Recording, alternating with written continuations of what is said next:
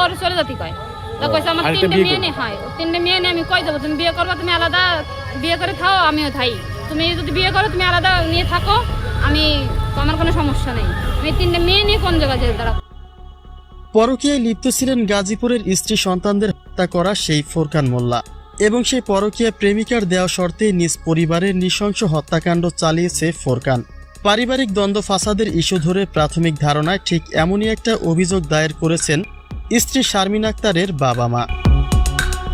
তারা যে তথ্য দিয়েছেন তাতে ঘরের স্ত্রীকে বঞ্চিত করে পরনারীর পেছনে ছুটছিল ফোরকান, অতএব তার কারণেই ফোরকান নিজের গোটা পরিবারই হত্যা করে। তাহলে কে সেই নারী? আর যদি এটাই বাস্তব হয় তবে কি তা শুধুই প্রেমের সম্পর্ক, নাকি দ্বিতীয় বিয়ে করেছিলেন ফোরকান মোল্লা? স্বামী বিয়ে করছে নাকি জানি না, তারে সময় সময় আমার বাড়ি ফেলায় আসতো, তুই আসতো, 2 মাস 3 মাস পর যাই যে আনতো। শারমিনের বাবার ধারণা হয়তোবা দ্বিতীয় বিয়ে করেছিলেন ফোরকান।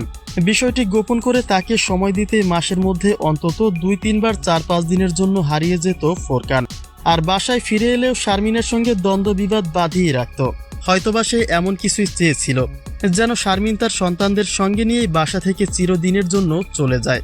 আর সেই সুবাদে ফোরকান তার পরকীয়া নারীকে আশ্বস্ত করতে পারেন যে সতীন নিয়ে সংসার করতে হবে না তার, এবং ফোরকানের যা কিছু আছে তার সবকিছুর একমাত্র ভাগিদার তিনিই হবেন।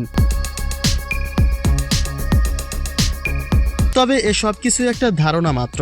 ফোরকান তার পরিবারের স্ত্রী সন্তানের সঙ্গে যেসব দুর্ব্যবহার চালাতেন সেই অনুপাতে শারমিনের সন্দেহ ছিল ফোরকান পরকীয়া করেন। সময় অসময়ে মারধর করে স্ত্রীকে শ্বশুরবাড়ি পাঠিয়ে কয়েক মাসেও খোঁজ নিত না স্ত্রী সন্তানের, কিন্তু এরপরেও স্বামীর সংসারের মায়ায় পড়েছিলেন স্ত্রী শারমিন। তিনি তার সর্বোচ্চটাই দিয়েছিলেন ফোরকানকে ঘরে ফেরাতে, কিন্তু সেই চেষ্টাই তার জীবনের কাল হয়েছে বলেই অভিযোগ তুলেছেন শারমিনের বাবা। 4 দিন 5 দিন পর বাসা আছে, মাই আমার ফোন দেখে আব্বা তোমার জামাইতে 4 দিন বাসাইতে চলে গেছে। অন্যদিকে ফোরকান মোল্লার দেহ উদ্ধার করার সংবাদ দিয়েছে পুলিশ। গতকাল মুন্সিগঞ্জের লৌহজং উপজেলায় পদ্মা নদী থেকে অর্ধগলিত একটি লাশ উদ্ধার করে পুলিশ, এবং তা ফোরকানের সঙ্গে যথেষ্ট মিল রয়েছে বলে ধারণা তাদের।